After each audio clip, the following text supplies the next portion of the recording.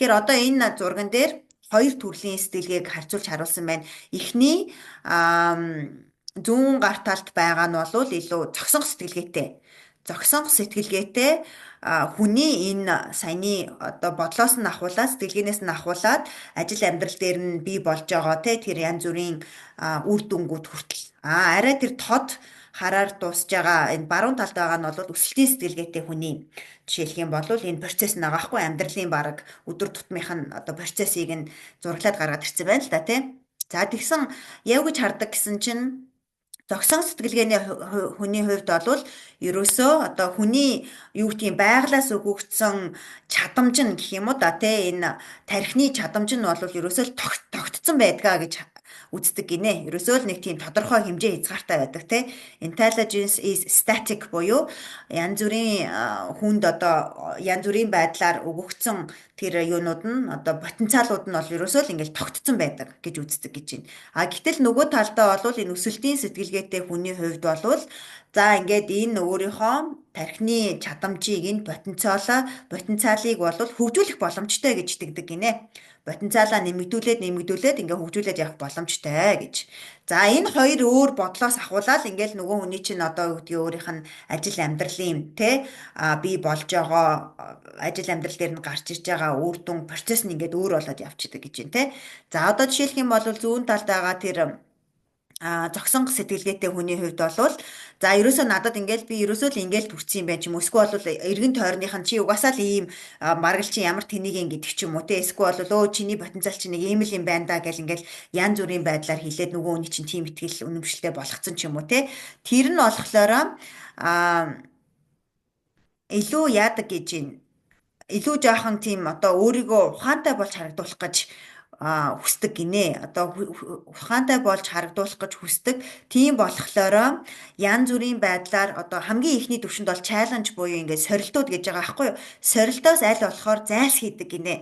Яагаад тэгэхээр өөрийнх нь магадгүй сайн мэдгүй зүйлийг ч юм уу те эсвэл бол өөрийнх нь ихтгэлтэй биш зүйлийг хийлгэх, ихтгэлтэй биш зүйлдээ нүрт тулуулах гэхээр нөгөө хүн чинь өөрийгөө ухаантай болж харагдуулах гэж хичээдэг одоо ухаантай гэдгийгээ одоо батлах шаардлагатай гэдэг ингээд тархиндаа ботцсон байна шүү дээ. Үгүй бол намайг өө чи ийм л хэмжээний баргалтай потенциалтай байсан юм уу? Эсвэл өө чи энэс цааш итгэж чадахгүй байна уу гэдэгт надад шүүмж ирэн дарамт ирэн ч юм уу те. Эсвэл тийм мэдрэмжийг би авахыг хүсэхгүй байна гэж ирэхлээрээ сорил бэрхшээлээс аль болох зайлсхийдэг гэж байна. Харин нөгөө талдаа нөхцөлтийн сэтгэлгээтэй хүн маань энэ өөрийнхөө потенциалыг хөгжүүлж болох юм чинь гэдэг итгэл үнэмшилтэй байгаад ирэхлээр яадаг гэж байна. Нөгөө хүний хувьд болохоор илүү сурыг гэсэн хүсэл эрмэлзэлтэй болдог тий. Өөрийгөө нэг тийм ухаантай гэж батлах гэсэн биш, сурыг гэсэн хүсэл эрмэлзэлтэй байдаг учраас жишээлх юм бол сорил бэрхшээл дээр бол илүү нээлттэй ханддаг гэж байна тий. Би одоо сорил бэрхшээл дуртай хүн алийг би одоо мэдгүй чадахгүй байгаа юм а мэдээд авъя. Тэрийг ил одоо хилдэг ч юм уу тий. Нөгөө бодлоосоо гарч ирж байгаа энэ бодол чинь би өөрөө нээлттэй байгаа юм чинь үгээрээ хэлэхдээ хамаагүй би одоо чаддаг юм а хийгээд чадахгүй байгаа зүйлээ сураад хамтраад ажиллая гэдэг ч юм уу. Иймэрхүү байдлаар харагддаг байхan.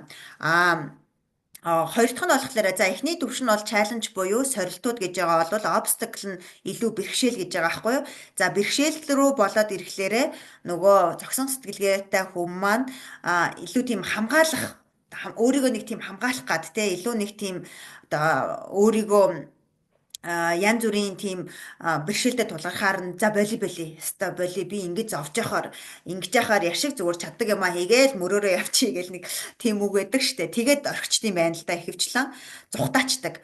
Харин нөгөө өсөлтийн сэтгэлгээтэй хүний хувьд бол энэ бэрхшээлтэй тулгараад ирэхлээрээ энтэйгээ илүү нүүр тулах дээрээ окей байдаг гэж юм те. Хамаагүй би одоо чадахгүй зүйлдээ тулгарсан ч гэсэндээ зүгээр энэ бол миний нөгөө нэг илүү өөрийгөө потенциалаа тэлж байгаа сурах процесс юм а нэг хэсэг юм а гэд хүлээгээд авчдаг. Тэгэл эргээл нөгөө нэг энэ жишээлх юм бол үг үйлдэл дээр нь ингээд ийм хантай тулаад ирэнгүүтлээ эргээд бодол руугаа өсөрч очиод энэ чинь бол зүгээр миний өсч хөгжих процесс юм а бол нэг хэсэг гэдэг утгаар нь илүү нээлттэй хүлээгээд авчдаг гэж байна. За ахаад дараагийн төвшөндөө гээд ирэхлээр 3 дахь төвшин буюу effort буюу тий хүчин чармаалт дээрээ тэгвэл зогсон сэтгэлгээтэй хүн яадаг гэж байна. янз бүрийн ингээл өөрийгөө дайчлал хүчин чармаалт гаргах нь болвол за нөх ялгаагүй дээ инглигээд одоо юу ч өөрчлөгдөх юм эсвэл бол түүх ингэж одоо баг би хаагаа муутгаад эсвэл бол чаддаг юмаа хийгээл би ямар тэгээд цалингаа аваад явж хахад болно штэ гэдэг байдлаар хүчин чармаалтыг хүртэл хардаг болвол өсөх сэтгэлгээтэй хүмүүс нь болохоор яадаг гэхээр илүү за би илүү ямар нэгэн ур чадварыгаа сайжруулах эсвэл бол хийж чаддаг зүйлээ улам бүр төгс хийхтэй mastery гэж байгаа байхгүй юу? Мастерын төвшөнд хийх энэ одоо зам маань юм а гэсэн байдлаар хардгаа гэж байна. За тэгээ үргэлжлүүлээд хэлэх юм бол сүүлээсээ хоёр дахь төвшин болохоор ингээд шүүмжлэл гэж байгаа байхгүй юу? Шүүмжлэл дээр болоод ирэхлээрээ жишээ нь зогсон сэтгэлгээтэй хүмүүс яадаг гэсэн чинь тийм сөрөг одоо юу гэдгийг шүүмжлэл гэдэг юм уу саналыг те санал сэтгэгдлээс болвол аль болохоор ингээд юу ячдаг гэж байна. Одоо хүлээж автгүй гинэ. Яагаад гэхэлэр за энэ аягүй бол надад атаархсандаа тэгж байгаа ч юм уу. Эсвэл бол одоо юу гэдгийг тодорхой хэмжээгээр энэ сөрөг шүүмж юмж ирээд ирэхлээр нь болохоор эндээс би юуг нь хүлээж аваад магадгүй хаях зүйл нь юу ах вэ, авах зүйл нь юу ах вэ гэсэн байдлаар бодохгүй тэг нөгөө бодол руугаа эргээд өөрийнхөө шүүмжлэх сэтгэлгээг ажилуулахгүй нөгөө тохируулган дээр тохируулахгүйгээр харин илүү яг ингээд зогсон болгочихж байгаа байхгүй унтраачж байгаа байхгүй ингээд шүүмжлэлийг сонсоод ирэхлээрээ тэгсэн чинь өсөх сэтгэлгээтэй хүн яадаг вэ гэхээр илүү энэ шүүмжлэлээс чинь надад сурах зүйл юу вэ гэ дахиад нөгөө сурах процесс эн чинь процесс юм аа ингээ эргэлддэг тэг нөгөө зогсолтгүй эргэлдэж байгаа дугуй хөдөлгүүр гэдэг шиг зүйл юм а гэж юуны зохисон сэтгэлгээтэй хүн хүлээж авдаг бол өсөх сэтгэлгээтэй хүн нь хүлээж аваад тий за энэ шүүмжлэлээс чинь би авах юм байна бас авчи юугээ хэлчихв гэд ингээд өөр дээрээ бас бодож тунгаагаад нөгөө талаараа болохоор бас ингээд арай юу гэдгийг өөрийнхөө бодол дээр хүртэл те үг дээрээ хүртэл ингээд айхтар эсэргүүцсэн зүйл бол гаргаад ахыг төдийлөн хүсдэг вэ гэж. За ингээд энэ болгон маань бол эцсийн үр дүндээ одоо ямар нэгэн бодит үр дүн амжилт бүтээл болж гарч ирнэ гэсэн үг шүү дээ тий.